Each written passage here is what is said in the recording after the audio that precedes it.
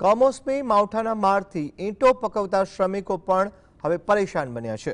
કાચી માટી અને કોલસાથી બનતી ઈંટો પર વરસાદી પાણીના કહેરથી ભારે નુકસાન થયું છે। વાવાઝોડા સાથે પડેલા વરસાદને કારણે ઈંટોના ભઠ્ઠા પલળી જતા પ્રજાપતિ કારીગરોને આર્થિક નુકસાન વેઠવું પડ્યું છે। તૈયાર થયેલી ઈંટો પર વરસાદ પડતા ઈંટો ભાગીને ભૂક્કો થઈ ગઈ અને તેમની રાત દિવસની મહેનત પર પાણી ફરી વળ્યું છે। ઈંટો બનાવતા પ્રજાપતિ કારીગરો હવે ભારે મુશ્કેલીમાં મુકાયા છે અને ખેતી પાક સાથે ઈંટોના ભઠ્ઠા નષ્ટ થતા તેમણે સરકાર પાસે સહાયની માંગ કરી છે।